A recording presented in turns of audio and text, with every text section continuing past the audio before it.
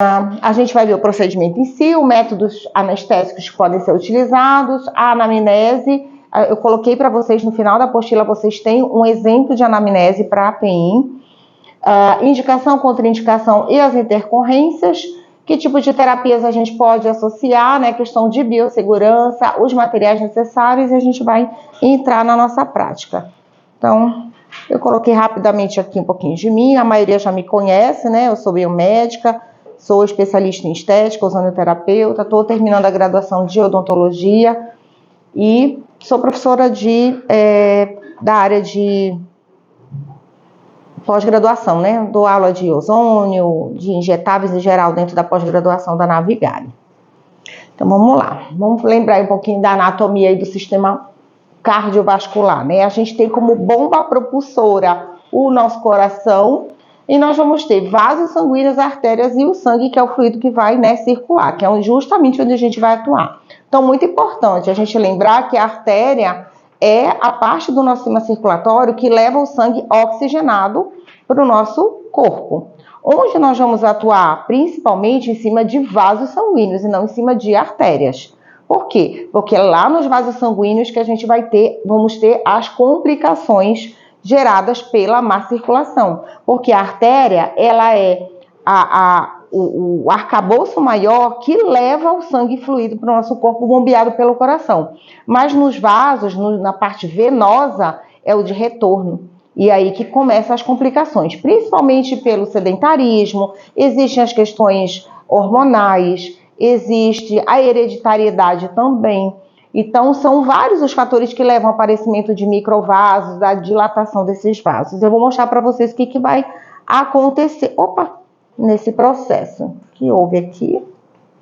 Ele apagou minha aula, tá aqui. Pronto. Paramos bem aqui.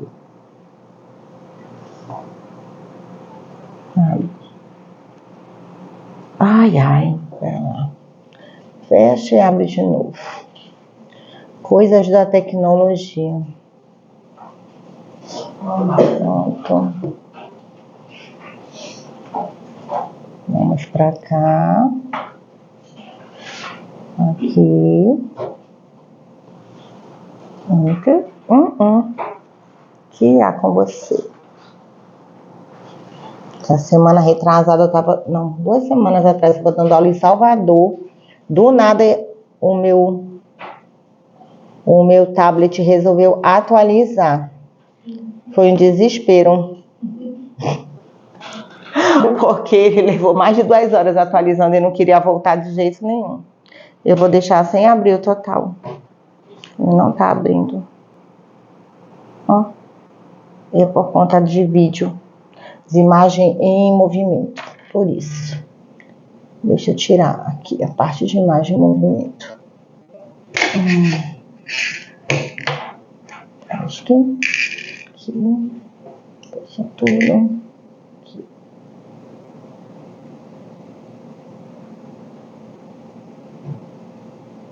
Prontinho.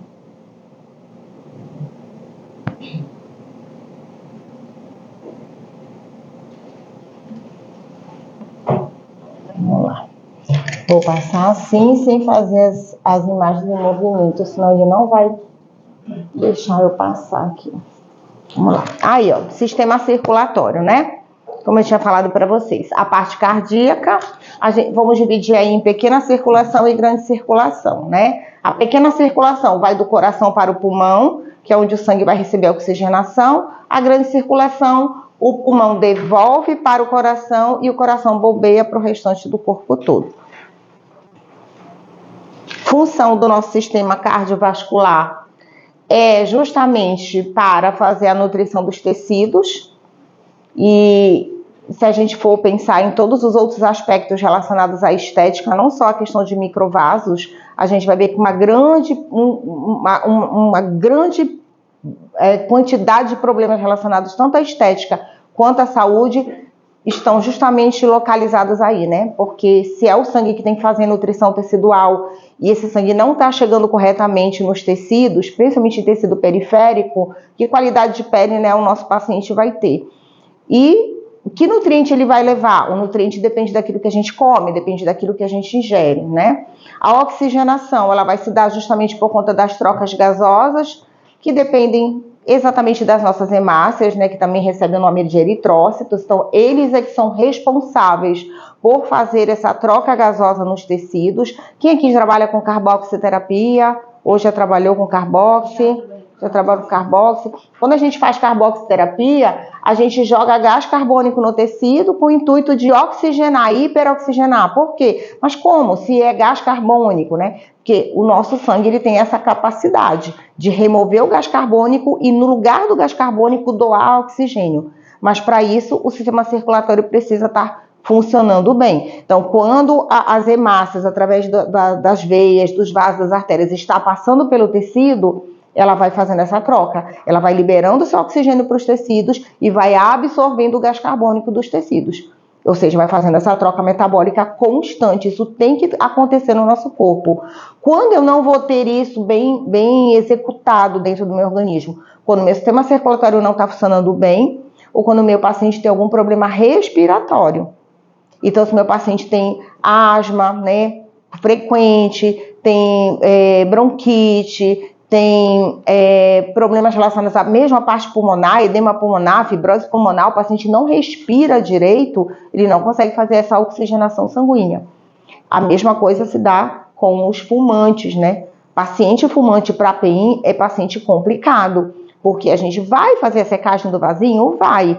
Mas o que vai acontecer? O corpo dele vai criar novos vasos. Por que o corpo está criando novos microvasos? Como eu falei, são várias as causas. Mas uma das causas é porque o teu organismo está tentando oxigenar, está tentando nutrir algum tecido. Então, quando eu tenho, por exemplo, aumento de peso, naturalmente o meu corpo produz novos vasos para o quê? Para oxigenar e nutrir aquele excesso de gordura que eu estou criando dentro do meu corpo. Aquele tecido ele precisa ser oxigenado.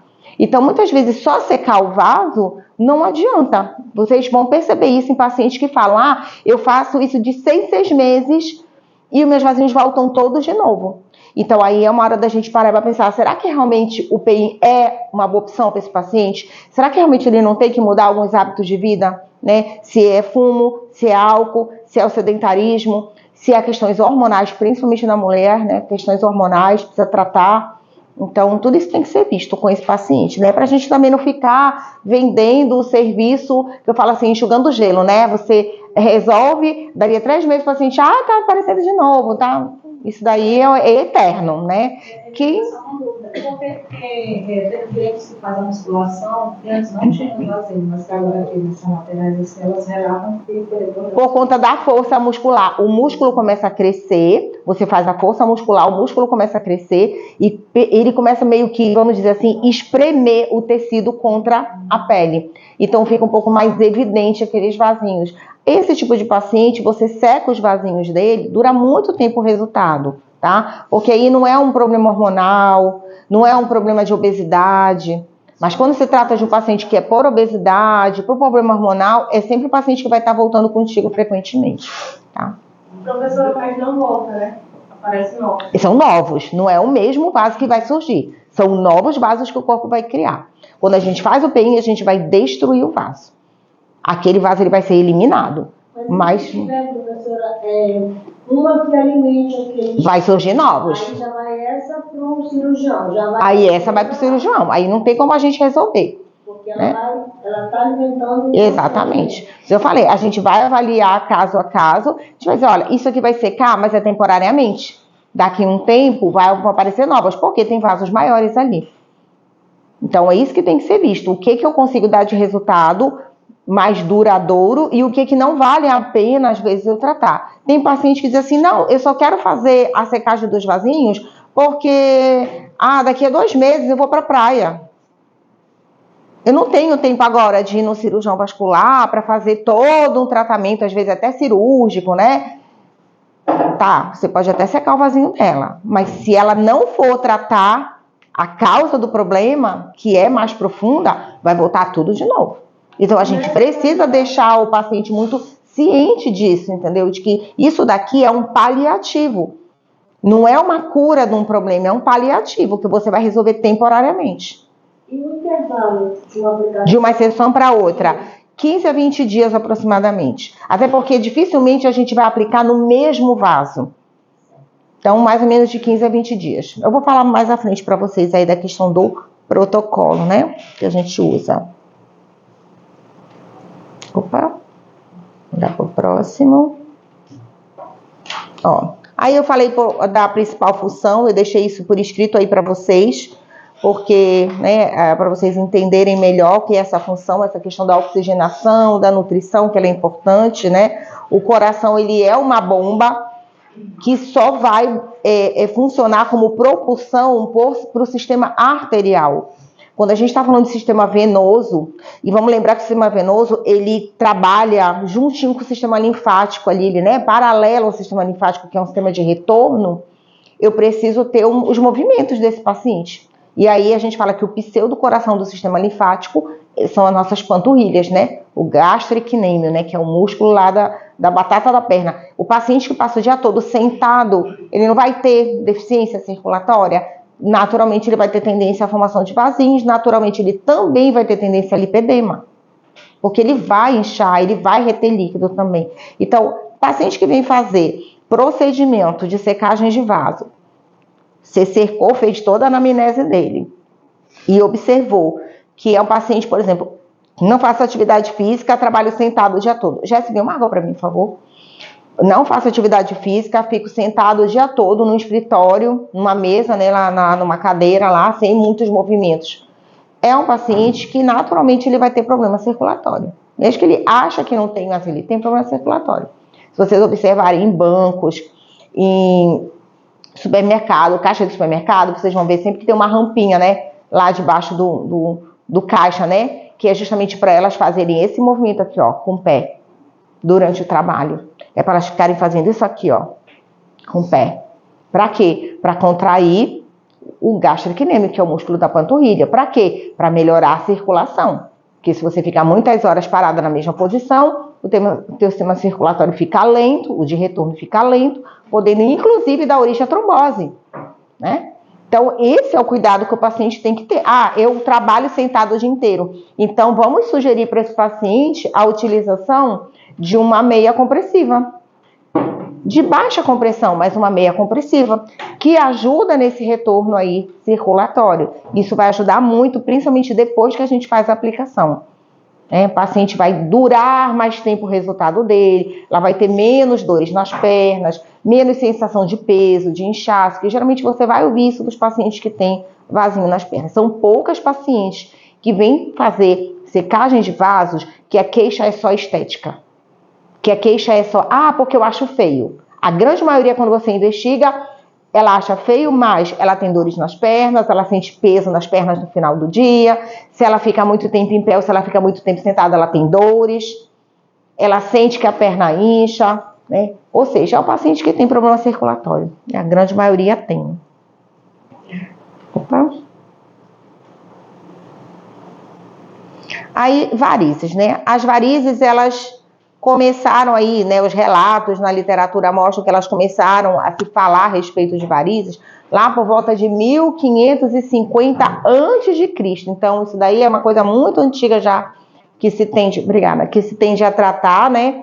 E se falava aí dessas varizes em membros inferiores, isso aí foi documentado em papiros lá encontrado no Egito, tá? Na Grécia Antiga também existem relatos, né, da visualização dessas varizes, onde, enfim, eles faziam réplicas lá, você via estátuas com réplicas mostrando lá varizes nas pernas daquelas estátuas, então eles já visualizavam esse problema, não sabiam o que era, né, mas já visualizavam. Aí de 460 a 377 a.C., Hipócrates, que foi considerado o pai da medicina, né, ele relata aí que ele cauterizava essas varizes com ferro em brasa, devia ser uma delícia, né?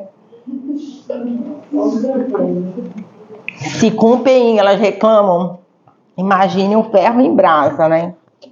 Ganhar uma queimadura. Tira uma variz e ganha uma queimadura, né? Mais ou menos isso. E aí ele foi o primeiro a notar também a associação das veias varicosas com as úlceras, ou seja, já percebiam naquela época que as veias dilatadas por muito tempo, a má circulação levava ao aparecimento de feridas. Provavelmente o quê? Paciente que a gente sabe que vem aí a questão do diabetes, né? Que eram coisas que não eram relatadas naquela época, não existiam exames laboratoriais, né, para saber o que estava acontecendo com as pessoas, mas provavelmente algumas ligações relativas a isso. Então, eu chamo a atenção para esse outro ponto. Paciente diabético, posso fazer? Posso, mas se ele for dependente de insulina, não. Por quê? Porque a gente vai trabalhar com glicose. E a gente vai trabalhar justamente com uma substância que o diabético tem deficiência da substância que degrada a glicose, que é a insulina. Então, eu não posso pegar um diabético insulino dependente e fazer EPI. Certamente vai formar ferida no local, vão formar lesões ali, ferimentos que não vão cicatrizar, podendo levar ao aparecimento de uma úlcera grande, inclusive com agravamento até levando a uma amputação. Então, a gente não brinca com paciente diabético, tá? Paciente diabético meu hoje é assim. Eu sou diabético, muito bem. Vou dar aí já a dica para vocês. Não adianta pedir só glicemia de jejum. Porque a glicemia de jejum, ela só vai te mostrar o que o paciente fez nas últimas 24 horas. E o que acontece? O paciente vai fazer exame de glicemia de jejum, ele sabe que ele vai medir a glicemia, né? O que ele faz na véspera? Ele come saladinha, ele bebe bastante água, ele faz tudo bonitinho. Aí você nunca vai ter a realidade desse paciente, né? Então a gente precisa realmente investigar esse paciente aí, porque às vezes ele diz, estou tomando a medicação. Não, doutora, eu tomo a medicação diariamente.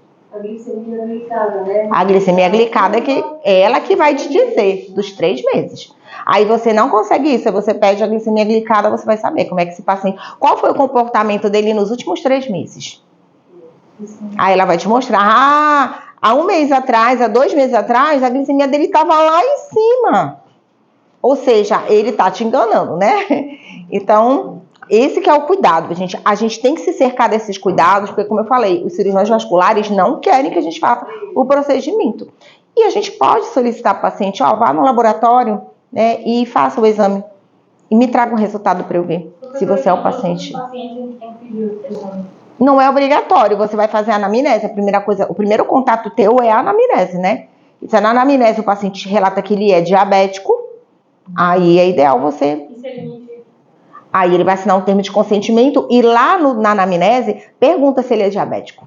Entendi. Entendeu? Na anamnese está perguntando se ele é diabético. Se ele mentiu para você, aí a omissão lá no termo de consentimento diz que a omissão é responsabilidade dele. E você tem que guardar isso porque isso é um documento, né? Se mais tarde ele te acionar por algum motivo judicialmente, você tem um documento que comprova que ele disse ali que não era diabético. Agora, se ele disse que ele era diabético, então vamos fazer o seguinte para a gente fazer com segurança. E explica para o paciente, o diabético, você sabe, né, que você não consegue metabolizar a glicose, né, como as pessoas normais. Então, para eu ter certeza de que eu não vou causar uma necrose na sua perna, fala logo assim, quando fala logo de necrose, o paciente fica lá com medo, né, que eu não vou causar uma necrose na sua perna, que eu não vou causar uma lesão em você, para eu poder te dar um bom resultado, eu vou te pedir um exame, você faz esse exame, traz para mim, e estando tudo ok, a gente inicia seu procedimento. É mais seguro, né?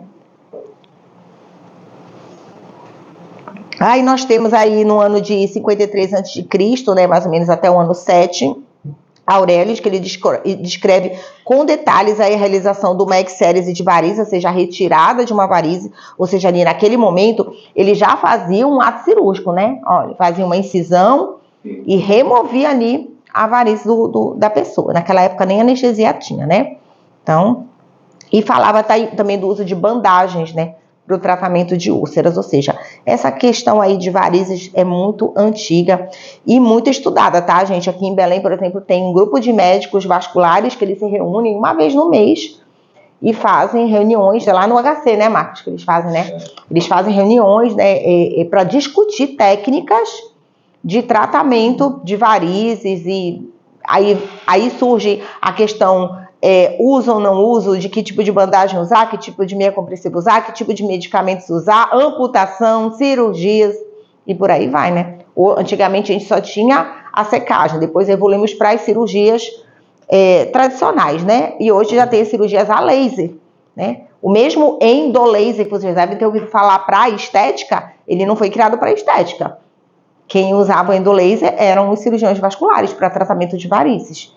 E aí se percebeu, se viu, né, que o endolaser poderia ter uma aplicabilidade na estética e se trouxe ele para a estética. A professora tem um laser com um professor que deu aula lá no Navigário. Ele mostrou, mas não é o endolaser. É como se fosse para remover tatuagem. Ah, sim, existe.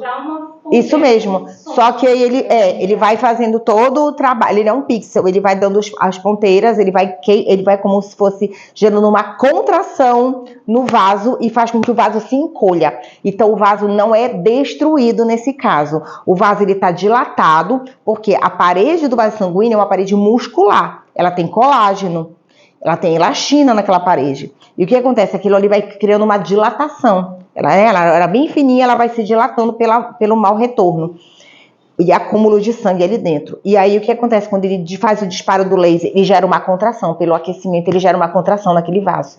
E aquela contração, aquele disparo, ele é dado ao longo de todo o vaso. Aí eles vão todos se contraindo.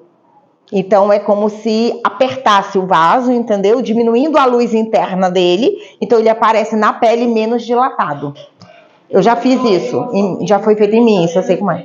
Ele falou, não explicou um pouco nessa parte, porque ele disse que é muito difícil ler. Aqui em Belém tem uma cirurgiã vascular que eu fiz o meu tratamento de varizes com ela, e ela tem o laser, é dela mesmo o laser, e tem que ser feito. Não é o Etera, não é Etera o nome do laser dela, não é Etera. Não sei, gente, qual é o nome. É difícil ter um aparelho muito caro, é um aparelho de quase 1 milhão. É um aparelho de quase R$1 milhão. Ele falou que as pessoas querem curso, mas é ruim administrar. Porque não vai ter como a pessoa conseguir. Primeiro que é um equipamento que só é vendido para médico. Ele não é vendido para outros profissionais. E é muito caro. Então é difícil, né? Quem que vai investir no aparelho de quase R$1 milhão? E aí ela usa é um aparelhinho que ele visualiza, ele mostra todos os vasos onde estão, que você já deve ter visto, um verdinho que mostra todos os vasos onde estão. Ela tem um grande, ele foca na tua perna e mostra todos os vasos da perna todinha, assim. Ela vê uma faixa enorme de vasos. Aí tem que ter um resfriamento, é aquele jato de vento gelado em cima, que é uma máquina que faz isso, porque dói, e aí ela vem disparando ao longo de todo o vaso. E você vai vendo, o vaso era largo, você vai vendo o vaso sendo contraído. E aí o que sobra ainda, ela vem com a escleroterapia, que é com a glicose terminar de secar. É uma manhã inteira fazendo procedimento. Aí, vamos lá. O que a gente tem? Em torno de 30% a 40% da população vai ter algum tipo de varize. Então, a gente tem muita gente aí para tratar. De alguma forma, né, vasinhos aí, tá? 70% das mulheres acima de 40 anos vão desenvolver, justamente por conta das alterações hormonais. E aí eu vou falar para vocês que tem muito a ver com a questão estrógeno-progesterona. Então, se o teu paciente estiver na menopausa, estiver entrando no período de menopausa, orientem o paciente a procurar um profissional que faça essa modulação hormonal, porque isso vai levar a problemas circulatórios maiores, tá? Fatores aí predisponentes, eu já tinha comentado com vocês, que a gente tem a genética, a etnia, né? Mulheres de pele clara, né? As brancas com descendência europeia vão ter mais tendência a ter o aparecimento de vaso, até pela cor de pele se torna mais fácil a visualização deles do que uma pessoa de pele escura, que você quase não vê, você não consegue visualizar muito. Então, a pessoa de pele branca geralmente é a pessoa que se incomoda muito mais com os vasinhos, porque eles ficam muito mais evidentes, né? O período de gravidez, também por conta das alterações hormonais. A questão da ocupação, que eu falei para vocês, paciente que passa o dia todo em pé, o dia todo sentado, né? E obesidade também, que a gente também já falou, tá? Nós temos aí as varizes primárias, que geralmente elas são hereditárias, e as secundárias, que elas são causadas por doenças adquiridas aí e ao longo da vida, pelos hábitos desse paciente. Quais são os hormônios, você falou? O estrogênio e a progesterona. Isso daí é o vasinho, é o microvaso que nós vamos trabalhar. São esses tipos de vasinhos que vocês vão perceber que eles têm uma coloração avermelhada indo para o arroxeada. Quando passou desse calibre, você já vê aqueles vasos azulados, aquilo já é considerado uma varize. Aquilo já não é para o nosso procedimento. Por quê? Porque pegar uma glicose e destruir um vaso grande, eu estou interrompendo circulação numa grande região. E aí eu posso levar ao aparecimento de uma úlcera naquela área. Quando eu faço em pequenas áreas, às vezes, pela própria aplicação da glicose, existe a possibilidade de se formarem pequenas feridinhas na pele naquele local. Mas eu não vou gerar uma úlcera grande. Mas se eu tentar fazer a mesma coisa numa varize grande, eu posso causar uma úlcera no paciente. Então, de jeito nenhum a gente vai fazer secagem de varizes de grande calibre, tá? Grande calibre é para o nosso paciente. Consegue. O que é uma e o que é outra? Bem definido. A gente vai ver na prática. Eu vou mostrar, porque alguém deve ter, dos 12 pacientes, alguém deve ter provavelmente alguma coisa assim. A gente só trata avermelhadas e arroxeadas. E as arroxeadinhas, tá? Passou para aquela varize que ela é esverdeada, azulada, vocês vão ver, eu vou mostrar para vocês, o calibre dela é maior. A gente não põe a mão. Eu acho que eu tenho aqui. Olha. E essa aqui eu tenho faz muito tempo. Isso que você tem é uma varize. Mas ela é azulada, né? Isso, não pode tratar. Não, nem essa e nem essa, ó. Tá vendo? Ó, como elas são calibrosas, olha como elas são largas, elas são grossas, tá vendo? O calibre. Então, a gente não pode aplicar nisso daí, porque isso daí pode ser que ela não tenha problema nenhum. Mas é muito fácil de gerar uma úlcera nesse local. Uma veia quebrada. Pois é, as pessoas chamam de veia quebrada é a varize. É nessa que se faz. Não. É o cirúrgico. O cirúrgico. Isso, essa é. Aí essa daí tem que ser o cirúrgico, tá? Professora, minha mãe tem uma dessas aí, que é um bolo, assim. Ah, dá pra fazer. Tem gente que tem assim, a gente fala assim, elas formam igual uma teia de aranha, assim, né? Fica um bolo assim enorme na perna. Ótimo, pode fazer. Não tem problema. Dá até no rosto também, né? Dá. Tem gente que tem no rosto. Tem gente que tem no rosto, nariz. Dá pra tratar também? Também dá. Quando elas são muito finas, eu vou falar para vocês das terapias complementares aí que a gente pode utilizar. A luz intensa pulsada, ela é bem interessante para essas muito fininhas, porque às vezes elas são tão finas que o calibre da tua agulha não consegue atingir. Mas eu tive uma paciente que eu fiz o rosto dela todo com luz pulsada, primeiro, fiz tudo luz pulsada, eu fiz 6 sessões de luz pulsada no rosto dela. Ela é do interior, então ela vem uma vez no mês para fazer a luz pulsada no rosto. Além disso, eu prescrevi alguns produtos para usar na pele dela, porque ela tinha tendência a pele ficar muito avermelhada, mas ela não tinha rosácea. Mas eu falei, se não tratar agora, vai desenvolver uma rosácea nessa pele, porque a pele ficava todo o tempo muito vermelha e ela cheia de vasinhos no rosto. Mas ela não tinha os poros dilatados, ela não tinha aquele encaroçamento característico da rosácea. E a gente fez a luz pulsada nela e depois eu sequei, acho que estou acompanhando, foi o caso dela. Depois eu sequei as do nariz dela, que eram assim mais grossinhas aqui nessa região do nariz, eu sequei com glicose. E ficou super bem, o tratamento dela deu super certo. Professora, no nariz dá mais pra atrito, né? Não é só isso, no nariz é muito... existe a questão hereditária também. A rosácea faz com que apareça, né? Irritação frequente, pacientes que usam muito peelings químicos, todo o tempo tá com a pele descamando por peeling químico, irritando a pele, podem surgir novos vasos, tá? Porque, gente, para a formação de um vaso sanguíneo, a gente precisa de um fator de crescimento celular, que é o VEGF. E quem é que leva o VEGF para o local? São as nossas plaquetas. As nossas plaquetas do nosso sangue, circulante do nosso sangue, que tem os fatores de crescimento para crescer todo tipo de tecido no nosso corpo. Então, quando eu irrito frequentemente a pele naquela região, as plaquetas vão para lá para tentar recuperar aquele tecido. E aí, esses fatores de crescimento são depositados ali. E quando a pele é muito irritada frequentemente, muita descamação frequente, o teu organismo entende que aquela pele precisa de mais nutrição. E aí ele mesmo forma novos vasos para nutrir aquela pele, entendeu? Então existe essa variação também, esse porquê do aparecimento de vasinhos no rosto, tá? Então a gente vai ter, por que vai acontecer a dilatação? Justamente ela vai acontecer sempre no sentido de retorno do fluxo sanguíneo. Então quando você perceber esse tipo de dilatação não é arterial, elas são venosas, né, são na circulação de retorno, tá? E o defeito, ele vai ocorrer nas válvulas, por quê? Porque em cada vaso sanguíneo, diferente das artérias, nos vasos sanguíneos nós temos essas válvulas aqui, porque o sangue tem que subir. Então, a cada pedaço, a cada andar desse fluxo sanguíneo, essas válvulas se abrem e se fecham. Então, essa válvula vai se abrir, o sangue passa, ela se fecha. Para quê? Para esse sangue não retornar, porque o sangue tem que subir em direção ao coração. O problema é que esses vasos eles começam a se dilatar. E aí eles se dilatam, aí sobe um pouco do sangue, não sobe tudo, vai acumulando, fica sempre um residual de sangue ali dilatando aquele tecido. Por isso que vai ficando tão aparente. Então, quando a gente tem uma veia, uma varize mais calibrosa, a gente já teve uma dilatação muito grande daquele vaso. Por isso que não dá pra gente fazer com PI. Isso tem que ser realmente cirúrgico. Aí, o cirurgião, o que ele vai avaliar para fazer uma cirurgia? Ele vai fazer um Doppler para verificar qual é a velocidade do fluxo sanguíneo de retorno ali.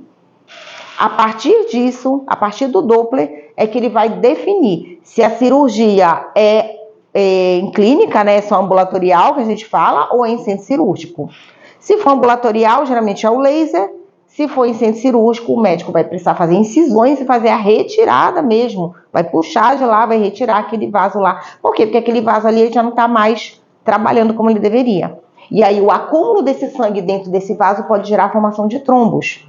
E aí o problema é, se esses trombos, que são esses coágulos, se deslocam em direção ao coração ou em direção ao pulmão, o teu paciente pode vir até a óbito. Então, por isso que a gente não seca vasos grandes.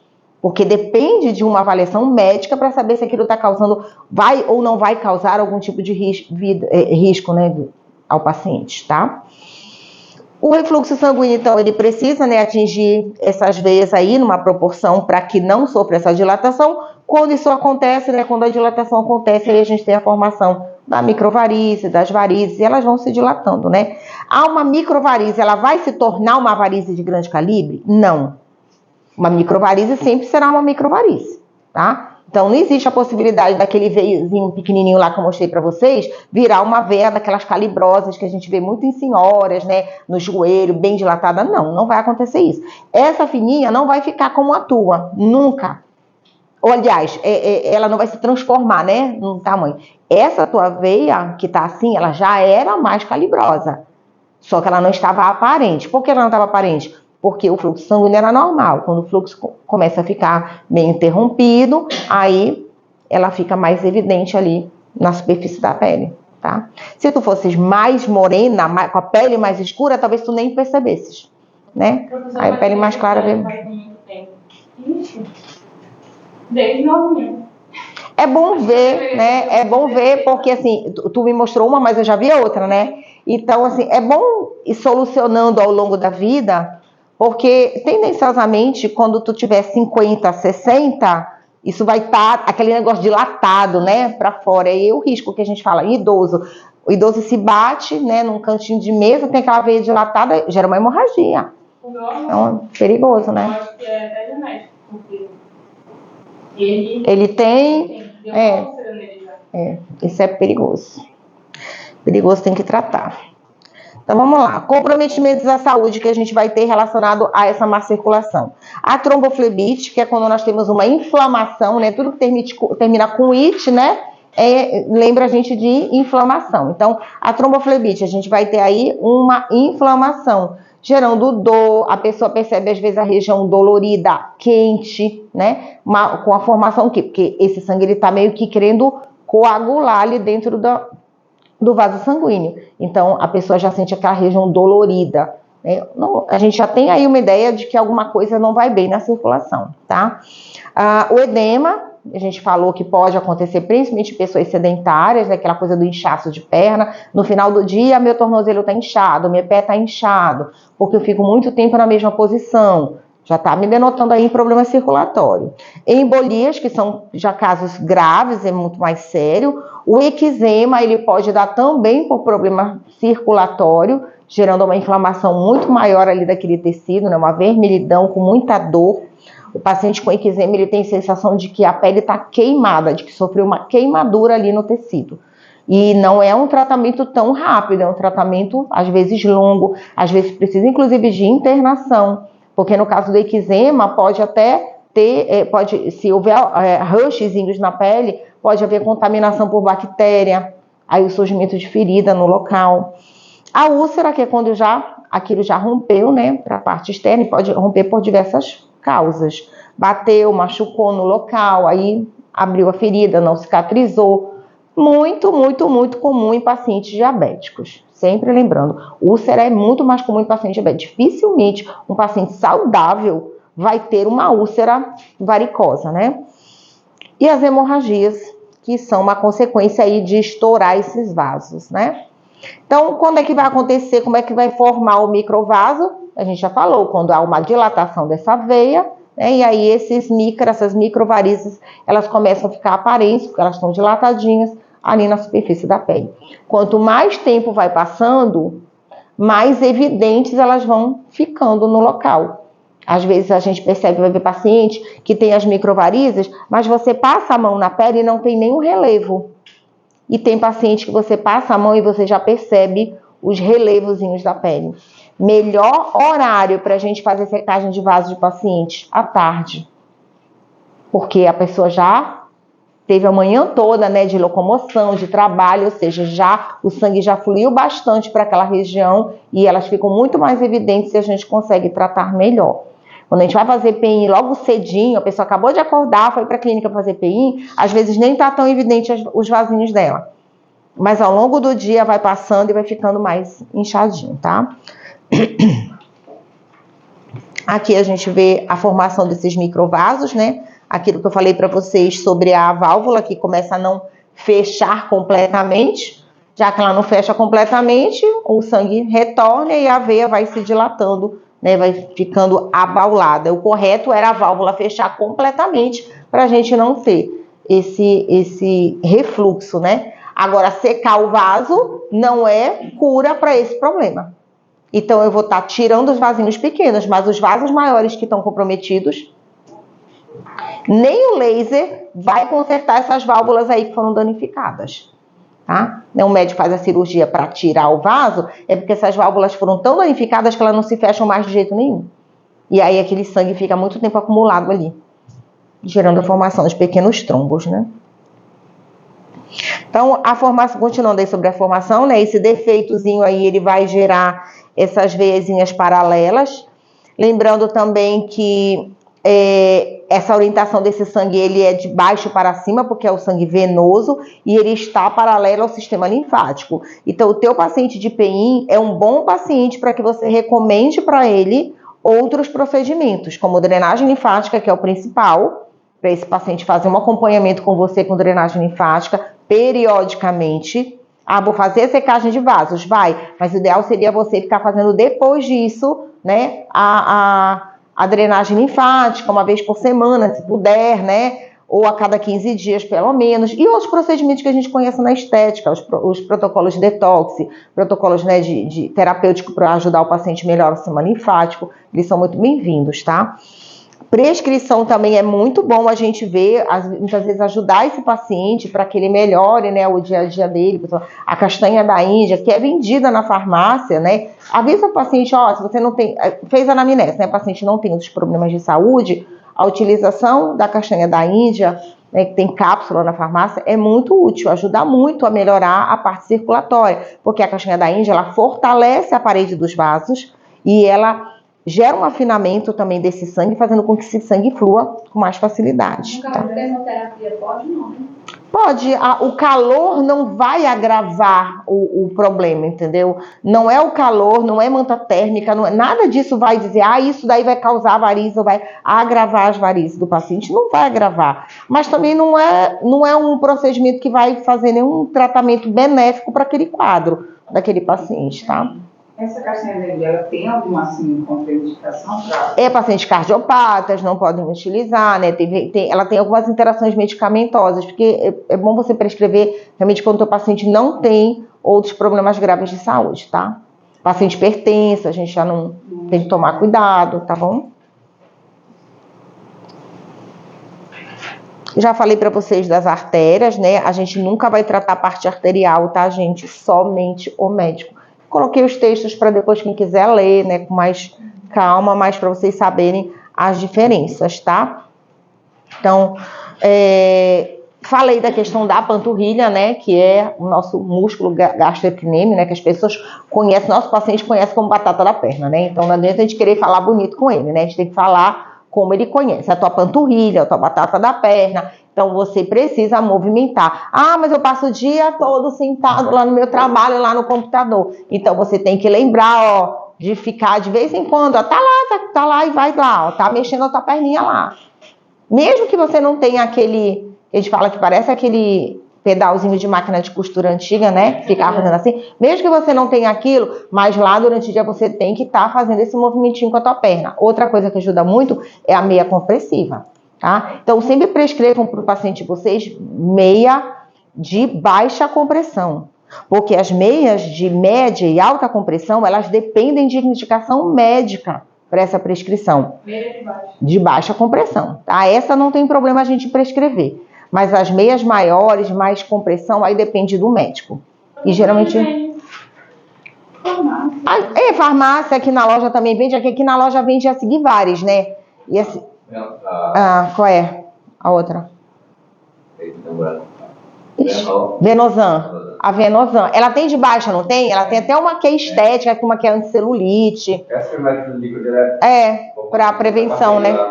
Para prevenção. Só que dessa mesma linha da Venosan, tem outras meias de compressão diferentes, que aí depende da prescrição médica. Professora, Tá? eu já vi umas profissionais fazendo, eu acho que inclusive deve ser essa meia. Depois faz o procedimento, enrola. Não, aí é enfaixamento compressivo. Qual é a diferença? No enfaixamento compressivo, a gente vai pegar uma faixa elástica e enrolar na perna do paciente. Isso aí é por conta... Só para ajudar na compressão daquele tecido, daquela região. Aí depois ela vai ter que comprar meia e usar. O ideal seria ela comprar meia e já usar, desde o primeiro dia, entendeu? Por quanto tempo? A meia, Sim. se ela tem problema circulatório, ela tinha que usar sempre, todo dia. Ou pelo menos assim, hoje eu vou passar o dia todo em pé.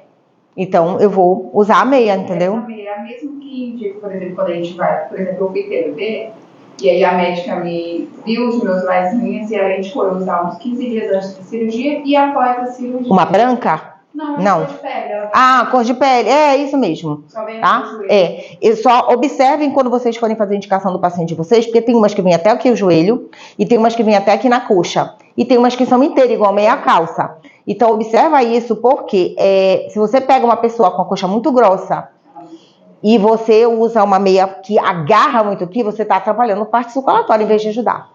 Então, o melhor é realmente a meia inteira, tá? A meia calça completa. E comprar do tamanho certo do paciente, porque meia compressiva não é cinta modeladora. Né? O paciente tem 80 quilos e quer botar uma meia P, não entra, até entra com muita dificuldade, mas vai gerar um garroteamento, um estrangulamento tão grande que vai atrapalhar a circulação. Então a meia não é para parar a circulação, é para melhorar. O paciente usar. E é a faixa de baixa compressão, né? Que a gente falou. Faixa compressiva, faixa elástica compressiva, tá? Não é obrigatório, tá, gente? Nem os médicos, nem todos os médicos fazem uso dessas faixas compressivas, tá? Eu não faço, tá? Eu não faço. Eu faço a secagem do vaso e indico pro meu paciente comprar meios em casa, tá? Porque o enfaixamento compressivo, se você não fizer corretamente, você vai gerar pontos de estrangulamento ao longo da perna do paciente. Pode. Nos primeiros dias não tem problema, tá? Aí depois passou assim, pode dormir com a meia uns 5 dias. Para isso, claro, o paciente tem que ter 2 pares de meia, né? 2 meias, né? Isso. Não, pode dormir com a meia, pode dormir, por causa da gestação. Pode dormir com a meia nos primeiros dias, mas depois ele vai usar só durante o dia. Tá? Dias após. Após a secagem dos vasinhos, tá? 5 dias já é suficiente. 5 dias usando a meia direto, depois só durante o dia. Só prova com a meia. Não, só usa de dia. Só de dia. De noite não adianta, que de noite você tá deitado. Tem a ver assim, tipo, treina, trabalha, em pé. Não tem problema. Se ela vai pra academia, ela tira a meia, vai treinar. Ela vai terminar o treino, ela vai tomar banho pra se arrumar pro trabalho, ela vai botar a meia. Essas meias, gente, essas que tem lá, eu tava até olhando uma que a menina tava mostrando, gente, parece meia calça fina, assim, sabe? Bem. Elas têm até aquela que eles falam que é eu não sei o nome, que dá uma sensação de geladinho, sabe? Na pele que não... Ela dá uma sensação de geladinho, ela não abafa muito a pele, entendeu? Parece meia calça... Quantos dias ele já pode colocar assim um treino no mesmo dia, não? Não, eu peço para o paciente 7 dias. 7 dias sem fazer carregamento de peso.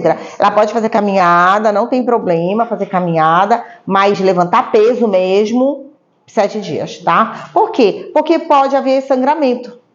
E aí o aparecimento de equimoses, né, naquela região ali, que saiu tudo bem às vezes, e aí 2 dias depois o paciente manda mensagem para você, olha aqui, sangrou, apareceu esse roxo que nem tava. Por quê? Ou bateu, ou levantou peso, aí você força aquela região, né? Professora, a minha mãe, eu falei, quando eu voltava para a senhora, o que adianta passar o dia todo em pé? Adianta, mas ela vai ter que usar a meia. A caminhada Não tem problema, pode fazer caminhada. até depois no mesmo dia. No mesmo dia não tem problema, pode andar normal.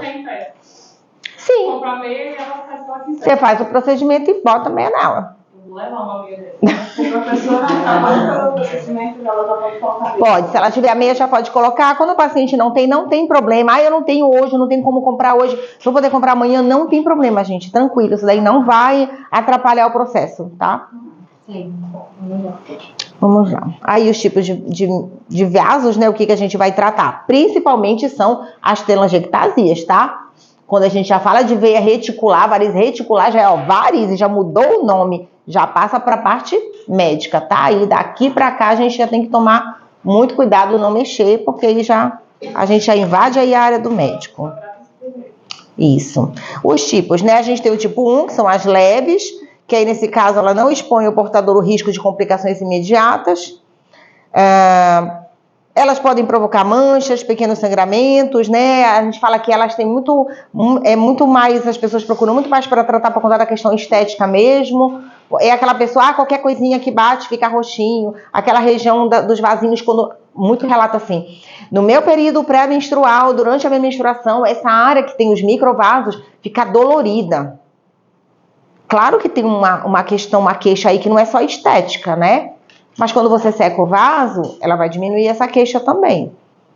Aí, como eu falei, paciente para você não indicar só PI, indicar drenagem, indicar outros tratamentos, tá? A do tipo 2, que elas já são as varizes estéticas e funcionais. Quando fala de funcional, aí eu já tô falando pro tratamento médico, né? Pode fazer? Pode, não tem problema, mas tem que tratar o linfedema. Não adianta fazer só o tratamento de varizes, né? Tem muito paciente que a gente trabalhar a drenagem. Sim, pode fazer, não tem problema. Não tem problema não, tá? E as de tipo 4, que são as varizes mais graves, que enfim, não é da nossa alçada, a gente não... Só o tipo 1. Professora, depois que quiser fazer a aplicação, quantos dias eu posso fazer drenagem? Depois quantos dias eu posso fazer drenagem? 2 dias depois, já pode fazer drenagem, tá? Então, a gente fala assim, vale a pena tratar estágio inicial, né? Sempre, né? Qualquer tratamento em estágio inicial é sempre bem-vindo, né? Quando o pessoal já chega grave, que às vezes a gente recebe paciente já com varizes grandes querendo fazer PI. Não é pra PI, né? Aí já tá todo comprometido o problema, a parte circulatória dela. Como é que você vai tratar só com umas injeçãozinhas de glicose? Né? Não dá. Aí, nesse caso, acaba tendo que ir para o médico. Então, sempre o melhor realmente é começar nos estádios iniciais. E lembrando que quando a gente fala de estética, né? Estética é saúde, né? Bem-estar, o paciente... Tem gente que fala assim, eu não ponho nem short porque tem um monte de vasinho na minha perna que deixa feio. Poxa, se você tem a possibilidade de fazer esse procedimento e dar esse resultado para o paciente, por que não vai fazer, né? Então, mas lembrando de recomendar que o paciente cuide do restante da saúde dele também, tá? O termo PI, ele foi definido pelo Conselho de Biomedicina, que é procedimento estético injetável para microvasos. Então, é importante a gente não utilizar o termo escleroterapia, porque é um termo da área médica. É a mesma coisa. Entendam que a gente vai fazer exatamente a mesma coisa. Inclusive, é a mesma substância. Mas, quando a gente usa o termo escleroterapia, eles dizem que a gente está usando um termo que é exclusivo deles, da área médica. Então, a gente vai divulgar como PI. PI as pessoas não sabem o que é, né? Então, tem que procedimento estético injetável para secar microvasos. Pronto, para a pessoa entender do que se trata, tá? E olha lá, o que a gente vai fazer? Ó? Então, olha aí os vasinhos, ó, que a gente consegue tratar muito bem.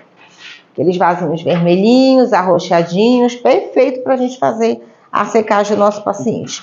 Primeiro, para a gente secar isso, a gente precisa de um líquido que tenha uma alta concentração com uma ação esclerosante, por isso que eles chamam de escleroterapia. Por que esclerosante? Porque ele vai destruir aquele tecido ali.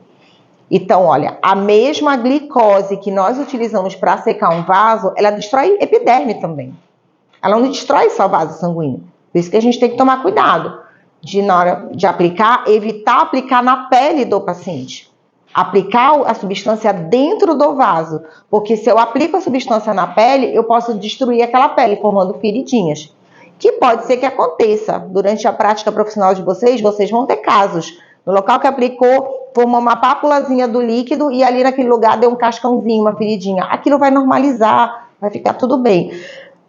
O que não pode, como eu já vi profissionais fazerem, é sair aplicando ao redor do vaso para destruir o vaso. Não, a gente tem que aplicar dentro do vaso. Em algum momento vai sair um pouquinho fora, tudo bem, acontece. Mas eu tenho que mirar dentro do vaso. O meu foco é dentro do vaso com ação esclerosante. Ele é igual quando você aplica melhor, você vê. Logo na hora, você já percebe. É, só que volta, né? Todo em seguida. Isso. Mas é assim mesmo, tá? A glicose, na hora você volta também, depois vai voltar. Porque ele vai encharcar o tecido. Lembra que esse sangue é circulante, né? Então ele tá subindo. Então você vai jogar a glicose ali. Você inundou aquele tecido, aquele vaso de glicose. Aquele excesso de glicose se gruda nas paredes do vaso e vai destruir o vaso ao longo dos dias. Então, quando a gente vê nas postagens do pessoal aplicando e os vasinhos sumindo tudo, as pessoas têm ideia de que vai ficar assim na hora. E não é. Dali a pouquinho vai voltar a ficar vermelhinho de novo. Isso. Só que ao longo dos dias aquele vaso vai ser destruído. Tá? Então, o resultado não é imediato também. Isso é bom falar para o paciente, tá? O que a gente não quer que aconteça é isso aí, ó. E isso não pode acontecer, tá? Porque a gente já viu aí que o paciente ficou, além de uma ferida, né, de uma úlcera formada ali, ou cascão, úlcera, mancha. Então, esse tipo de coisa a gente tem que realmente evitar. E isso acontece quando o líquido ele é aplicado em grande quantidade fora do vaso sanguíneo. Quando ele é aplicado dentro do vaso, pode acontecer um cascãozinho ali no local da aplicação, mas não a abertura de uma ferida como essa. Tá? Isso aí é erro de aplicação. Excesso de produto, né? Produto exagerado ali dentro. É parecido com o que dá na aplicação da enzima, né? Também, isso. Só que nesse caso aqui não tem nem contaminação por bactéria, não. Foi só necrose tecidual pelo excesso de glicose ali no tecido. Porque a glicose, ela impede, né, as células de se fazerem as trocas metabólicas, as células morrem. Então, aplicou muito na pele, ó, encharcou a pele morreu. Excesso de glicose, tá? Nesse caso, né, que a gente fala que isso aí é a intercorrência, né? O que fazer aí? Primeiro que não tinha que chegar nesse ponto, né? Mas, assim, quem trabalha com ozônio pode usar o ozônio como um método de ajudar na cicatrização. O próprio óleo ozonizado é perfeito para isso. Até se você terminar de aplicar e você tiver o óleo ozonizado e você já quiser aplicar o óleo ozonizado naquela região, pode fazer, não tem problema. Ajuda já na cicatrização do tecido, tá? Aí pede para o paciente evitar não ter algum tipo de hidratante. O paciente não usa produtos na perna, a não ser produtos cosméticos. Ele pode e deve utilizar aqueles gelzinhos, aquelas pomadas que têm ação descongestionante. Trombofob, que mais? Vamos lá. Iridoide, pomadinha de arnica. Aí é ótimo. Eu peço sim para o paciente utilizar. Por quê? Porque nesses lugares que a gente aplica, vão ficar como se fossem uns... Não é um hematoma, o paciente chama de hematoma, né? Mas é aquelas equimoses, aqueles arroxeados. E quanto mais rápido a gente retirar aquele arroxeado do tecido, menos chance de ficar uma mancha. E aí essas pomadas, elas auxiliam nisso daí. Então, trombofob, iridoide, pomada de gel de arnica, tem Reparil gel, tem várias na farmácia, né? Então, essas todas, qualquer uma dessas o paciente pode utilizar, tá? E aí ele vai aplicar diariamente naquela regiãozinha onde ele até sumir. óleo de ozônio, óleo ozonizado, até sumir completamente os roxinhos da região, tá? E alguns casos como esse daqui, a paciente às vezes, se houver contaminação, aí tem que entrar até com pomadas com ação antibiótica. E aí a gente tem que pensar bem, né? Porque quem aqui pode prescrever antibiótico, né? Eu acho que o único que é vendido livremente na farmácia é a bacitracina, né? Com neomicina, né? É o único que a gente consegue comprar. É bacitracina com sulfato de neomicina. Fora isso, no máximo 10 ml. No máximo 10 ml. Tá? Então, se o paciente chegar contigo, gente, com as duas pernas, assim, com microvarizes do pé, que tem gente que chega assim, lá do pé até a coxa toda. É por partes. Eu sempre gosto de começar pela parte mais distante da parte cardíaca. Então, vamos começar lá por baixo, vamos fazer tudo que puder ali, com aquela dose, e depois a gente vai fazer. Ah, mas aí tem outras áreas para fazer. Na semana que vem, você volta e eu faço a outra área. Não tem problema. Uma vez na semana, em áreas diferentes. Na mesma área, eu só posso reaplicar depois de 15 dias, se já tiver solucionado todo o processo. Porque, olha só, gente, a glicose, ela vai destruir o vaso.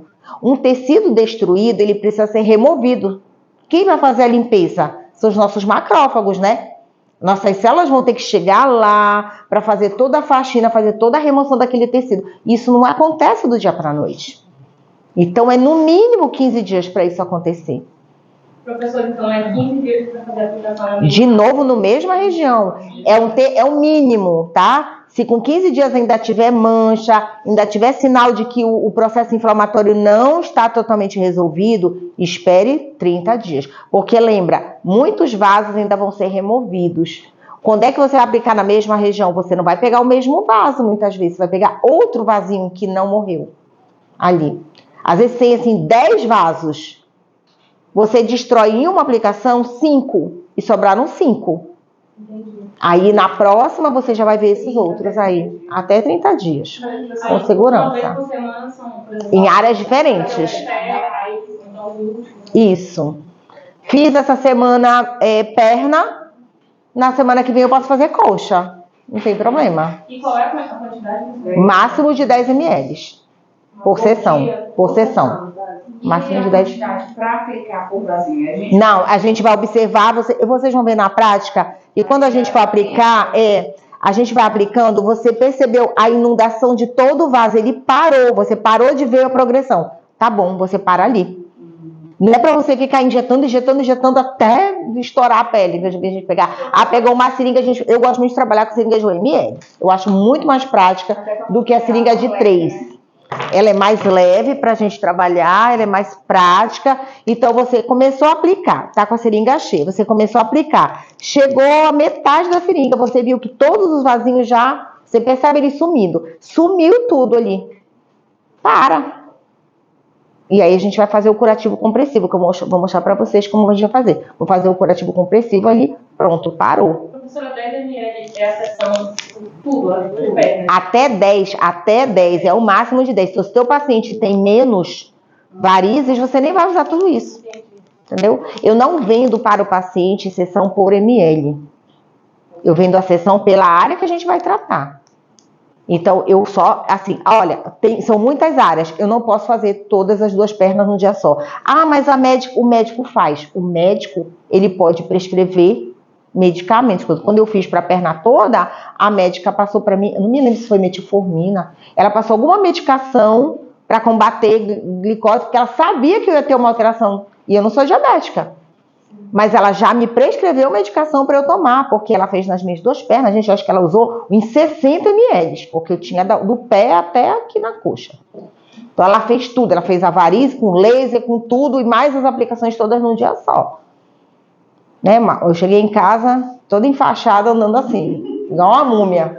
Né? Cheguei enfaixada até aqui em cima, toda enfaixada mesmo.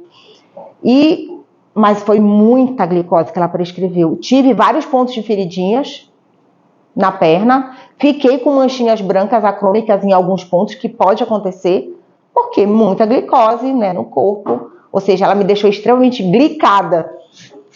né? Aí você tem que compensar de alguma forma. Aí o médico ele consegue te prescrever medicamento, mas você não vai poder prescrever para o paciente. Então a gente tem essa dose aí. Inclusive o nosso conselho, ele fala, o conselho de biomedicina ele fala sobre isso, da gente limitar doses. A ideia é você fazer gradativamente para que você não cause dano ao teu paciente, tá? E os tipos de esclerosantes que existem, né? Existem aí os osmóticos, que eles vão produzir a destruição endotelial ali do vaso sanguíneo, né? Por um gradiente osmótico, no caso a glicose. Existem dois tipos de glicose, que é a 50% e a 75%. Claro que a glicose 75%, ela é mais viscosa e ela vai conseguir destruir mais o vaso. A gente vai trabalhar aqui com ela, com a 75%, tá? Existe então, uma outra. Só que a de 50%, ela é mais fluida. Olha, aqui 75%. Mas olha lá, vocês estão vendo? Tá parecendo bem líquida, né? Só que, gente, é glicose. Isso aqui é açúcar, né? Se você provar, é açúcar. É puro doce isso daqui. Mas vocês conseguem perceber que ela tem uma viscosidadezinha, ó? A 50% ela é mais líquida ainda, tá? Mas claro que com 75% você destrói mais rápido o vaso, tá? Menos sessões para o teu paciente também, tá bom? Existem os agentes detergentes, que aí no caso, por exemplo, o polidocanol. Polidocanol não está liberado para profissionais que não sejam médicos, porque ele é um medicamento. Oi? Essa glicose de 50% que o pessoal toma em coquetel, esse negócio, ela é usada também, né?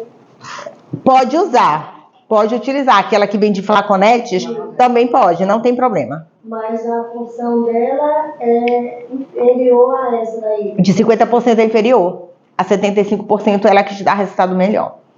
Se você fizer com mais de 50%, talvez você precise de 2 vezes mais sessões para conseguir o mesmo resultado.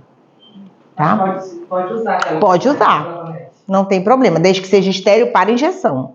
Tá? Qualquer coisa que você for usar tem que ser estéril para injetável, tá bom? Aí, então, o polidocanol não é para o nosso uso. Vocês já devem ter visto, devem ter pesquisado, visto, tem aquela que é a espuma, né? Aquilo lá é para uso médico.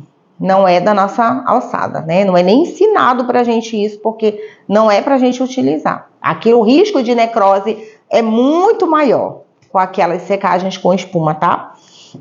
Existem os irritantes também, como no caso da glicerina cromada, que eles levam a uma toxicidade, né, das células e matam ali, destroem o tecido também. Mas a gente basicamente vai trabalhar com glicose. Então, glicose 75%, ela vai desidratar lá as células, né, do endotélio, vai gerar uma destruição. A ação é lenta, né, ela gasta mais ou menos de 30 minutos a 4 dias ali. É mais lenta do que os detergentes, mas é mais segura quando a gente fala de não causar necrose tecidual, tá bom? Isso aí é importante. Então, vantagem da gente fazer o procedimento com isso é que o paciente não precisa deixar o trabalho dele, a pessoa pode trabalhar normalmente no dia seguinte, né? Você não precisa se afastar da sua rotina. Exposição ao sol, não pode exposição ao sol, tá? Não pode expor ao sol. Não, que senão vai ficar mancha, né? Vai manchar o tecido, tá? Aí quando é que a gente pode fazer, por exemplo, é habilitada nesse procedimento para fazer como? De que forma? Assim, montando um consultório?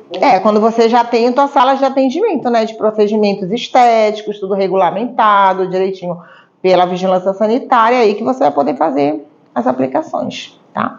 E toda vez que a gente monta, você não tem ainda a clínica, né, o consultório, a montar o consultório, vai montar uma clínica, vai montar um centro de estética, você tem que fazer toda aquela regulamentação necessária que a Anvisa, a vigilância sanitária determina, inclusive a criação dos teus POPs, que é o procedimento operacional padrão. Tudo que você faz dentro de clínica, você tem que criar um passo a passo. Mas só aqui, ó, um passo a passo, você tem que ter um passo a passo de tudo que você vai fazer. É um livro que a gente escreve, né? Passo a passo da limpeza de pele, passo a passo de peeling, passo a passo de peeling, passo a passo de tudo. A gente tem que ter até passo a passo da limpeza da clínica, da limpeza do chão, da limpeza de tudo. Tudo tem que ter passo a passo escrito lá, detalhado. Tá tudo escritinho lá. Oi? Lavagem de mão, tem que ter tudo, é assim mesmo. Porque o que eles entendem? Por que tem que ter o POP, né? Porque o POP, ele vai te dizer assim, olha, tá escrito aqui. Tu tem aqui uma cartilha explicativa. Você trabalha sozinha, mas amanhã você contrata um funcionário, o funcionário ele tem que ter acesso a esse POP, porque ele vai ter que seguir aquele passo a passo ali, né? E aí isso é para tudo, né, dentro da clínica. Aí se eu não estiver lá, e se eu causei algum erro no paciente, eu segui o POP? Eu mudei alguma coisa? Por que eu mudei? Fiz alguma coisa errada? Então, o POP ele é para te dar esse parâmetro. E quando a vigilância sanitária ela te pede um POP, é porque ela quer ter certeza de que você sabe o passo a passo do que você vai fazer. Pode ser que você não siga, mas você tem que mostrar para ela que você criou aquilo ali, né? Que infelizmente a gente está vendo muita gente comprando os POP pronto pela internet, tacando lá para a vigilância ver e não segue, né, o passo a passo. Aí começam a acontecer os erros, né? Então, passo a passo aí da aplicação. Primeira coisa, anamnese. O paciente tem que assinar uma anamnese no termo de consentimento para que você se respalde juridicamente. Eu falo que a questão jurídica é muito importante. Eu nunca sofri um processo por conta de procedimentos errados, de coisas erradas feitas em pacientes. Mas eu tive aulas no semestre passado, semestre retrasado, com uma advogada daqui de Belém, que ela é especialista em defesa da área de saúde. E como eu faço odonto, ela foi dar uma aula pra gente disso. E ela falou, gente, hoje, quando chega um paciente entrando com uma causa contra um profissional da saúde, alegando que não obteve o resultado, alegando um erro, qualquer coisa dessa forma, na área da estética, eles não pedem, não tem ação pedindo menos de 150 a 200 mil reais. Não tem ação. E aí, o que o juiz que vai julgar o caso para te dar uma chance? Ele fala assim, para o profissional ter a chance de ganhar, a primeira coisa que o juiz pede é o prontuário do paciente. Ele quer ver o prontuário. O que é o prontuário? Tudo que você tiver anotado sobre aqueles procedimentos. Então, a anamnese é prontuário. Fotos que você tirou e anexou fazem parte do prontuário. O termo de consentimento faz parte do prontuário. O paciente sabia que o procedimento era injetável, que estaria sendo usando glicose, que existia o risco de gerar uma ferida, de gerar uma acromia, isso tudo tem que estar lá no termo de consentimento. O paciente vai assinar sabendo que existem esses riscos. E mais, o paciente assinou todas as vezes que ele veio, você tem lá uma planilhazinha, até coloquei no de vocês, lá no final vocês vão ver, né, o acompanhamento de procedimento, né? Eu cheguei a mandar para o grupo, não mandei? Não. Ontem não mandei não para vocês? Não tem nenhum material. Não. Eu vou mandar então, porque eu já fiz para mandar para vocês, ele editável, que aí vocês podem colocar logo, o endereço de vocês, tudo direitinho, mas aqui no final, aí vocês podem criar novos espaços. Vocês estão vendo aí no final que tem os quadradinhos, lá na última folha? Você vai colocar a data, você vai colocar qual é o local da aplicação que você fez no paciente, porque o paciente pode chegar com você e dizer assim, ir lá e dizer assim, eu queria que secasse esses vasinhos bem daqui, mas continua a mesma coisa, não mudou nada. Aí você pega o prontuário do paciente e diz que os vasinhos dele eram na parte posterior da perna. Ou seja, ele pode estar te cobrando por algo que não tinha nada a ver, que não fez naquela área. Então, tem que estar anotado o local, o lote. Quando a gente pega um produto como esse, ele tem um lote, ele tem validade. Né? Então, eu vou colocar, esse aqui é da Octalab, eu vou colocar a marca Octalab, qual é o lote dele, lote tal, qual é a validade tal. E aí você vai anotar lá, bonitinho, porque... Glicose? Várias marcas, gente. Eu tô aqui hoje com o da Octalab, porque as minhas tinham acabado, mas pode ser da PHD, da Biometil, da Victalab, todos esses laboratórios todas são boas. Todas elas são ótimas, todas são ótimas. Vê preço, custo-benefício. Como a minha acabou e eu dei um curso BIP antes, a minha acabou, eu comprei essa daqui de um colega biomédico que ele tinha lá, eu comprei ele para usar aqui no curso, mas é tão boa quanto. Eu uso o Octalab. Eu vejo assim, onde está mais barato? São todas iguais, não muda, entendeu? Biometil é ótimo também. A Octalab costuma ser um pouco mais barata. Onde que vende? Na Octalab. É no site. Você faz o teu cadastro e aí você compra lá com eles. Às vezes eu tenho para venda. Às vezes eu compro a mais e tenho, mas quando não tem, A senhora tem? eu só tô com essas que eu trouxe pro curso. Se sobrar alguma, eu passo para vocês, mas se não, eu vou mandar buscar depois e... É vendedora, no caso? Não, eu não sou revendedora. Eu mando buscar geralmente uma quantidade maior para mim, porque eu uso. E aí os meus alunos, quem faz curso comigo às vezes não quer mandar buscar, porque você vai mandar buscar pouco, você vai pagar frete, é tudo o pessoal quer e compra comigo. Quantidade. Todos eles lá. Pode. Qual o valor? Hoje um frasco desse está saindo em torno de uns R$30, 25, R$30. E a aplicação que é cobrada? 100, 150, nessa faixa de preço. Nada assim. Nós também eles são da área médica, cobra 2.000 reais. Para fazer glicose só? Não, só glicose não, faz outras coisas. Ah, 10 sessões, tá, R$200 por sessão. Tá na média. É isso. Então, é o preço. É o preço. Eu gosto de avaliar o meu paciente antes de dar o preço. Porque ele não quer. Para ver quanto vai ser o meu trabalho em cima daquilo ali, né? Eu falo que é terapêutico, né? Porque tu te senta e fica lá aplicando, mas se é muita coisa, vai te dar bastante trabalho. E quanto tempo você fica fazendo? Pra fazer, tipo, a senhora conhece, vou passar meia hora. É meia hora. Meia hora no máximo com o paciente. Não, isso é muito cansativo. É muito cansativo. A aplicação? 150. A 200. Mas é uma média por aí, você vai encontrar pessoas cobrando R$100. Eu acho pouco pelo trabalho. Acho que o mínimo é R$150. O mínimo é R$150 quando você pega um paciente que tem pouquinho. Tem menos o vai ganhar quanto?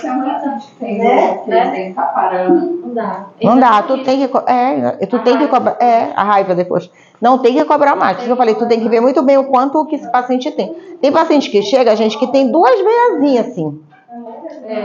Ah, beleza, tem duas veiazinhas lá pra fazer, tá, tu cobra o valor mínimo. Mas tu pega um paciente que tem muita coisa pra fazer, não dá pra cobrar barato, não. Não existe valor máximo, mas tem médico cobrando 350 pra fazer. E a gente cobra por seringazinho. É indicado Né? Tem profissional que cobra por seringa. Uma ampola dessa aí dá pra quantos pacientes? São 10 ml essa ampola aqui. Essa aqui é de 5, essa aqui é de 10. Então, o que eu falei, depende de quanto o teu paciente tem de vasos. Pode cobrar por Você vai conseguir um vidro desse, tu consegue encher 10 seringas dessa. Entendi. É muita, gente. É muito difícil você pegar um paciente com tudo isso. Então eu posso usar em outras pessoas. Pode, não tem problema. O que você vai precisar fazer? Guardar em lugar refrigerado. Quantos dias? Isso aqui até 30 dias, tranquilo. Isso aqui não estraga fácil não, tá? Mas guardar em lugar refrigerado, porque se você deixar em lugar quente, ele cristaliza, ele estraga todinho. Ele fica igual um açúcar aqui no fundo. Elas vêm com anestésico? Esse aqui é com anestésico. Eu prefiro com anestésico. Eu gosto mais com anestésico. Na hora que tu aplica, o paciente vai sentir ardência, mas logo depois já vai anestesiando por causa da lidocaína. Porque senão você sente algum... Mas se você comprar sem anestésico, na hora de você puxar na seringa, você pode misturar com anestésico. Só tem que ver a dose. Tá? Melhor comprar pronto. Eu prefiro pronto. Professora, quais são os outros nomes que você falou? Ortalab, Biometil, Victa, PHD. Tem a Victa. É Victa Lab. Tem uma outra que é... Meu Deus, deixa eu me lembrar o nome daqui. Tem tanta empresa, gente. Essas são as melhores, né? Elas são mais...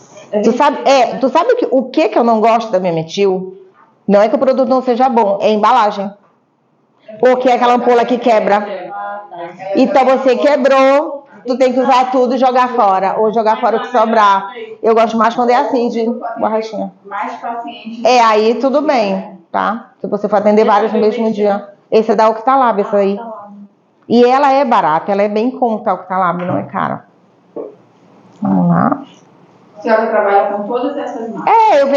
Geralmente, quando eu vou fazer pedidos de material, eu vejo onde está mais em conta para poder pedir. São as mesmas substâncias, eu vejo onde está mais em conta. Professora, eu posso fazer meu cadastro em qualquer um desses aqui? Pode. Porque eu não sei se é biométrica, ela não faz cadastro para... Não, porque tem que ser profissional na biométrica. Tem que ser Tu vai ter que... mas ela é formada. A questão... Mas aí eu sou farmacêutica, eu não sou biométrica. Não, mas a farmacêutica faz. A dificuldade é com o enfermeiro. Tem empresa que não aceita o enfermeiro cadastrar. Eles não aceitam, aí tem que comprar do outro. Por isso que muita gente se reúne e compra em conjunto, né? Manda buscar em grupo e reparte, divide, porque nem todo mundo consegue comprar. E essas ampolas podem ser com qualquer temperatura? De 2 a 8?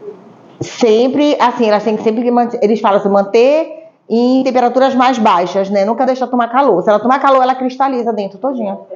2 a 8. 2 a 8, pode até, se for na geladeira, sim. Pode deixar na geladeira, sim.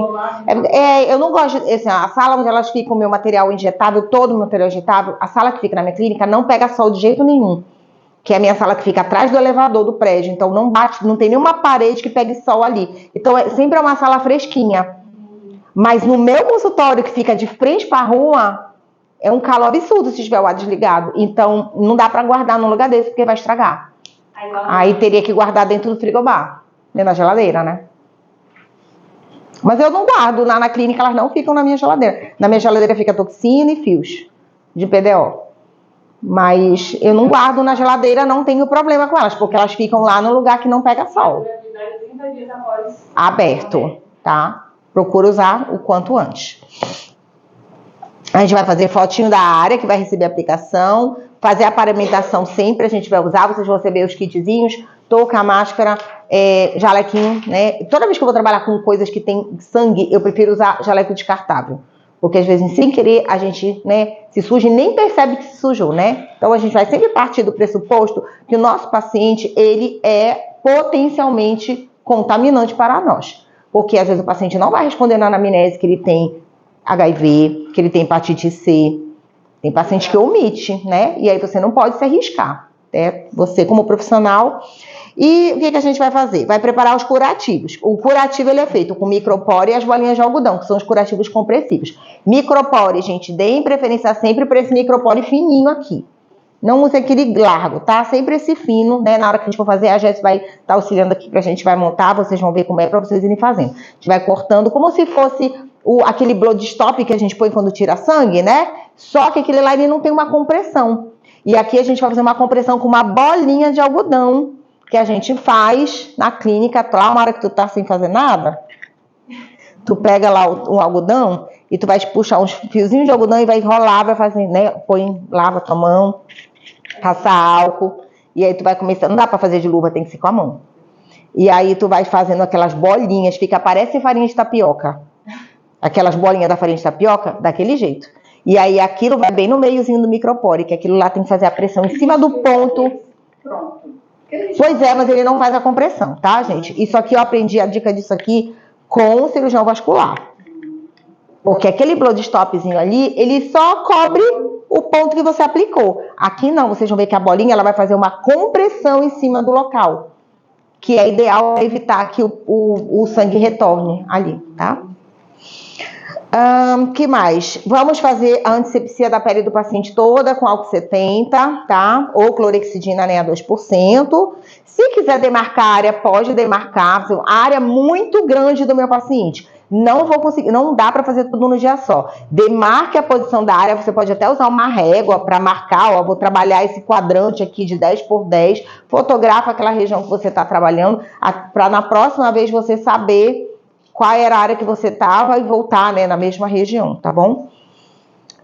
Fazer a asepsia da ampola, mesmo essas ampolas que tem essas travinhas aqui, sempre que a gente abre isso aqui, né, eu tirei a trava dela, eu vou limpar essa região interna com o algodãozinho a gás e com álcool 70, tá? Porque é uma área que ela não tá totalmente estéril, essa região aqui de dentro, e aí você não pode, né, jogar material logo depois. Fiz isso aqui, ó, tirei, tá vendo?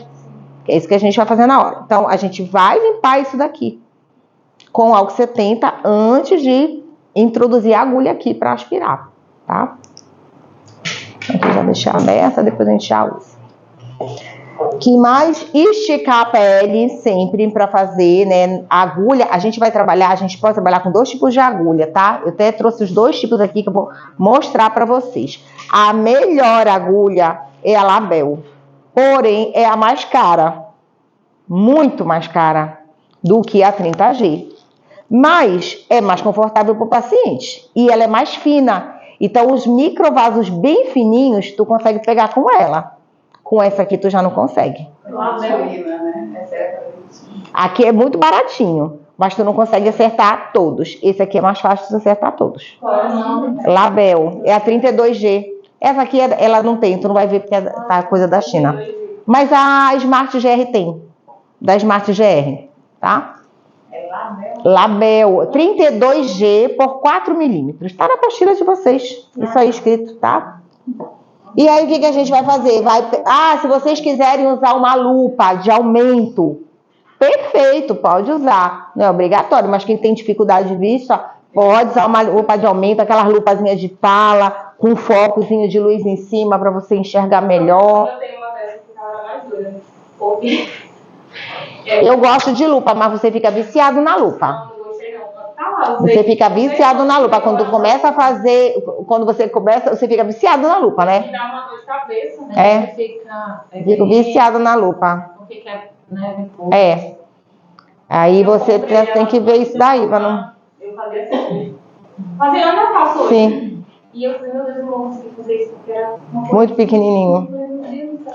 Eu gosto mais daquela lupa grande, é melhor mesmo aquela lupa grande que tem com a iluminação, né? Que você põe, é melhor para limpeza de pele.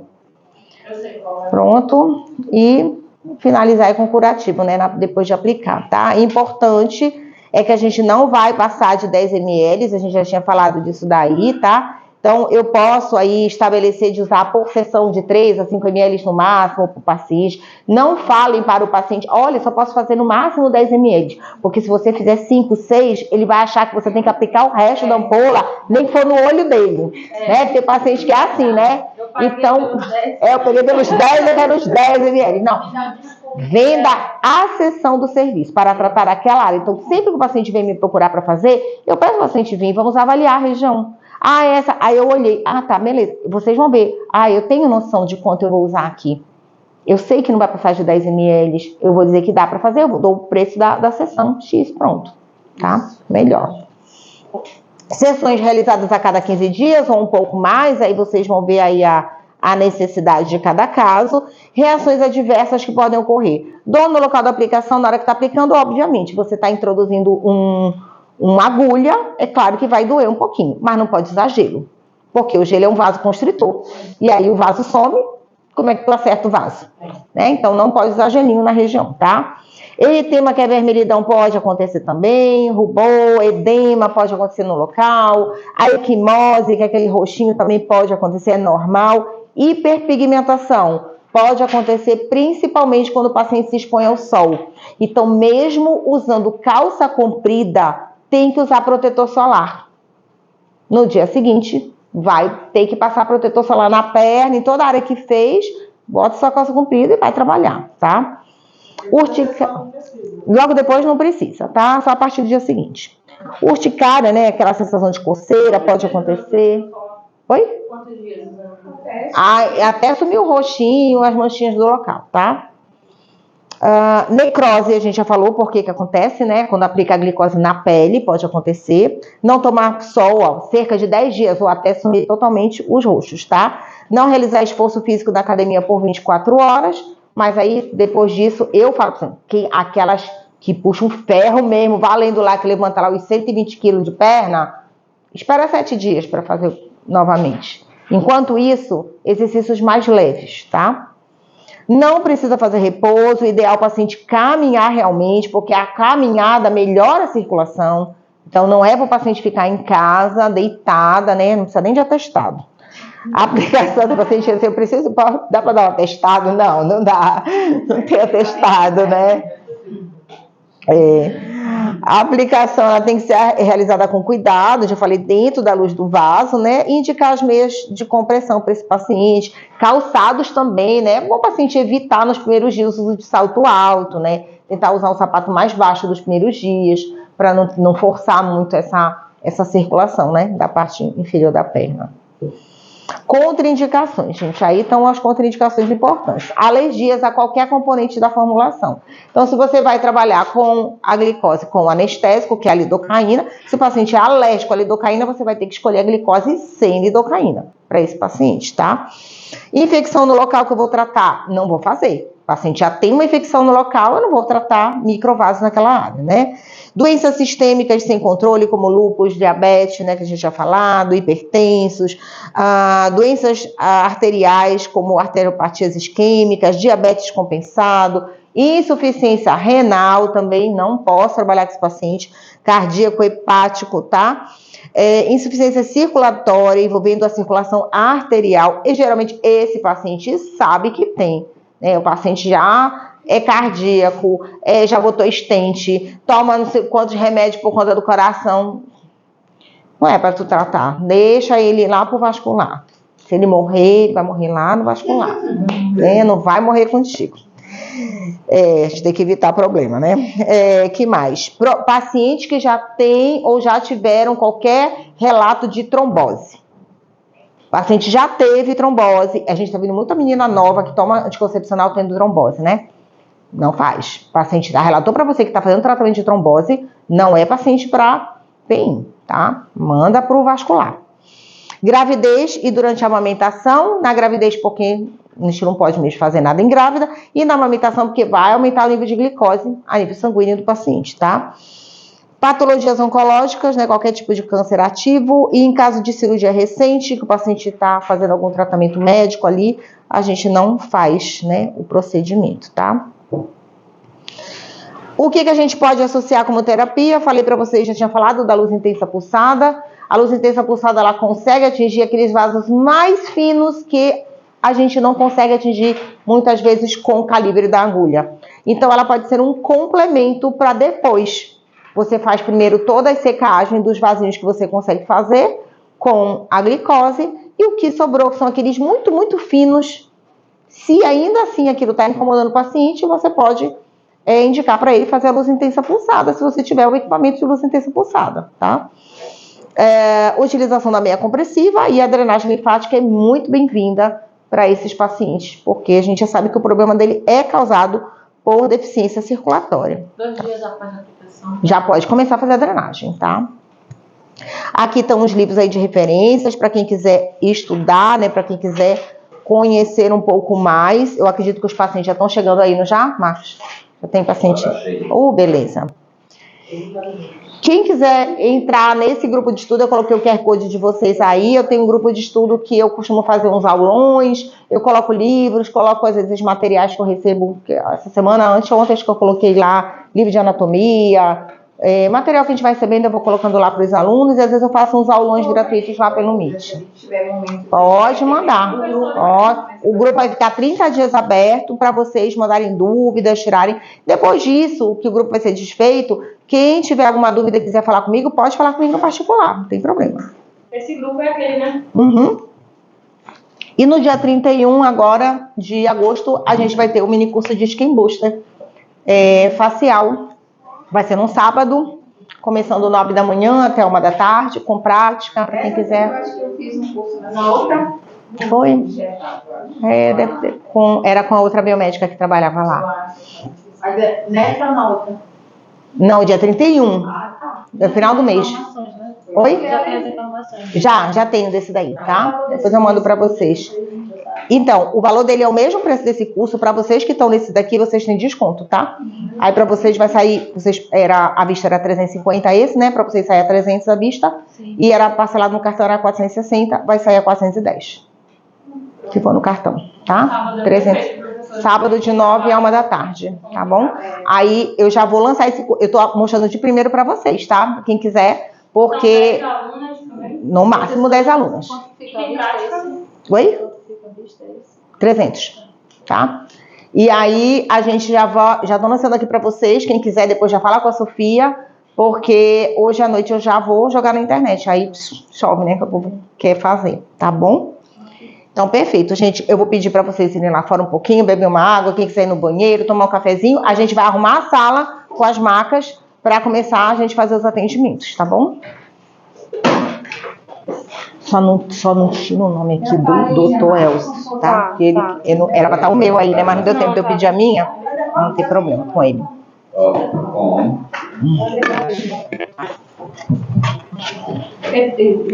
Oi. Eu tava querendo mesmo nesse curso, né? Deixa eu só... Diz quem gosta. É naquele de colocar princípios ativos na Sim, é esse mesmo. Já tava. Esse aí. Tá.